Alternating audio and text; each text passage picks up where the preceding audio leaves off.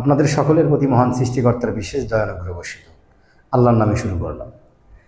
আজ থেকে 1500 বছর পূর্বে যে নবী মোহাম্মদ সাল্লাল্লাহু আলাইহি সাল্লামের আবির্ভাব ঘটেছিল এবং তিনি এসেছিলেন, ইসলামের প্রকৃত দাওয়াত দিয়ে গিয়েছিলেন এবং তিনি প্রকৃত ইসলামকে প্রতিষ্ঠা করে গিয়েছিলেন। তৎকালীন সময়ে যে ইসলাম ছিলেন, অর্থাৎ ইসলামের শাসন ব্যবস্থাপনা, রাজনৈতিক ব্যবস্থাপনা, সামাজিক রাষ্ট্রিক যে ব্যবস্থাপনাগুলো ছিলেন, সেই সময়ের ইসলাম আর আজ প্রচলন যে রীতি কালচারের যে ইসলামটা রয়েছে তার সাথে বিন্দুমাত্র কোনো সম্পর্ক নাই। কেন নাই? নবী মোহাম্মদ সাল্লাল্লাহু আলাইহি সাল্লাম মারা যাওয়ার 332 বছর পরে হাদিস লেখা হয়েছে। আর এই হাদিস ধরে বা হাদিসের এই সূত্র ধরে আজকের যে ইসলামটা সেটা টিকে আছে মূলত একটি হাদিসের উপর। এর সাথে কোরআনেরও সম্পর্ক নাই, নবীরও সম্পর্ক নাই এবং আল্লাহরও কোনো সম্পর্ক নাই। 1500 বছর পূর্বের ইসলাম আর এখনকার ইসলামের মধ্যে রয়েছে আসমান ও জমিনের ফারাক বা পার্থক্য। আজকে আমরা যে ইসলাম মেনে যাচ্ছি, যা মানছি, আসলে ইসলামটা কি তাই আমরা জানি না। ইসলাম জানতে গেলে, ইসলাম মানতে গেলে অবশ্যই নবীর আদর্শ অনুসরণ করতে হবে। নবী যেভাবে চলেছেন, নবীর বৈশিষ্ট্য, নবীর কথা কাজ, সেগুলোর সঙ্গে কোরআনের মানদণ্ডে মিলিয়ে দেখতে হবে। কিন্তু আমরা তা না করে আমরা শুধু আমাদের বাপদাদাদেরকে যে ইবাদত বন্দিগিতে পেয়েছি সেটাই আমরা মেনে যাচ্ছি এবং সেটাকেই আমরা প্রধানত ইসলাম মনে করে যাচ্ছি। কিন্তু এই ইসলাম যে আমরা আদৌ নবীর ইসলাম নয়, এই বিষয়টা যে আমরা অবগত নই, সেটা আমরা কোরআন খুললেই মিলে দেখতে পারব। যেমন আল্লাহ কোরআনে বলছেন, সূরা আল বাকারা আয়াত 121, যাদেরকে আমি গ্রন্থ দিয়েছি তারা তা পাঠ করে যথারীতিভাবে, তারাই তার প্রতি বিশ্বাস স্থাপন করে, আর যে তা পাঠ করে না তারাই হচ্ছে ক্ষতিগ্রস্ত। তাহলে আল্লাহ বলছেন, যারা দৈনন্দিন যথারীতিভাবে কোরআন অধ্যয়ন বা পাঠ করবে তারাই এই কোরআনের প্রতি বিশ্বাস স্থাপন করলো। তাহলে অবশ্যই ইসলাম মানতে গেলে, ইসলাম জানতে গেলে কোরআনের মানদণ্ডেই করতে হবে।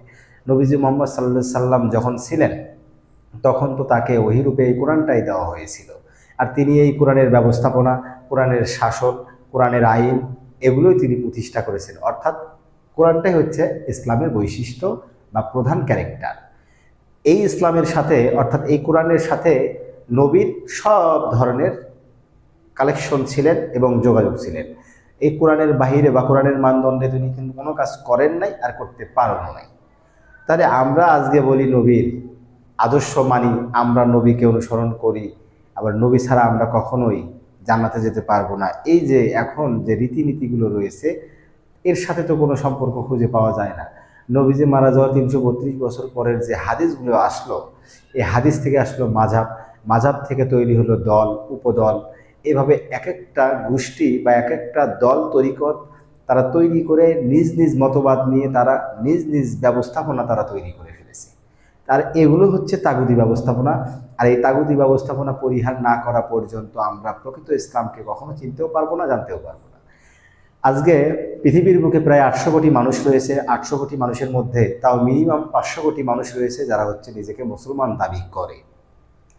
এই 500 কোটি মুসলমান দাবি করা মানুষ বা জনগোষ্ঠী তারা কিন্তু কোরআনের মানদণ্ডে চলেও না, কোরআনের আইন বাস্তবায়ন করেও না। তাহলে তারা কোন ইসলামের মধ্যে রয়েছে? এটা হচ্ছে আমার প্রশ্ন আপনাদের মাঝে।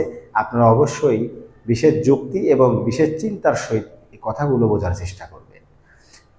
এই কোরআন যদি আমি নাই মানি বা কোরআন যদি আমি নাই বুঝি, কোরআন অনুযায়ী নাই চলি, তাহলে আমি কোন ইসলামের মধ্যে রইলাম? তাহলে আমি কোন ইসলামের ভিতরে প্রতিষ্ঠা থাকলাম?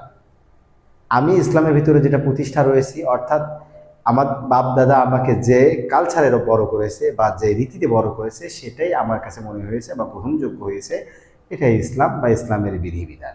তো এখন আসুন, নবী মোহাম্মদ সাল্লাল্লাহু আলাইহি ওয়াসাল্লাম মারা যাওয়ার পরে যে ইসলামটা তৈরি করলেন বা তার যে সময়কালীন তৎকালীন যে ইসলামটা ছিলেন, সেই ইসলাম কিন্তু এখন আর নাই। এখন ইসলামটা হচ্ছে বানানো আর তৈরি করা, কারণ নবীজির কথা ও কাজের সাথে একেবারে সাংঘর্ষিক সম্পর্ক। এখন যিনি, অর্থাৎ নবী মুহাম্মদ সাল্লাল্লাহু আলাইহি ওয়াসাল্লাম যাওয়ার পরে আল্লাহ যুগের পর যুগ পর্যায়ক্রমে কিন্তু নবী রাসূল পাঠান এবং পাঠাবেন, আল্লাহ এটা ওয়াদা করেছেন।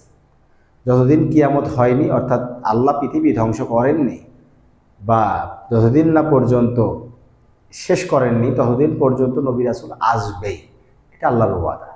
তাহলে এই যে এই ইসলাম যেটা মানছেন, এই ইসলামের ভিতরে অর্থাৎ যেহেতু গোঁজামিল রয়েছে বা বিকৃত রয়েছে, তাহলে এই ইসলাম প্রতিষ্ঠা বা এই ইসলাম প্রকৃত ইসলাম প্রতিষ্ঠা করার জন্য আল্লাহর পক্ষ থেকে একজন প্রেরিত বার্তাবাহক আসবেন, এটাও আল্লাহ বলেছেন। তার মানে তিনি এসেও গিয়েছেন। কারণ এখন যে ব্যবস্থাপনা, এই ব্যবস্থাপনা অনুসারে তো আল্লাহর বিধিবিধান অনুসারে হচ্ছে না।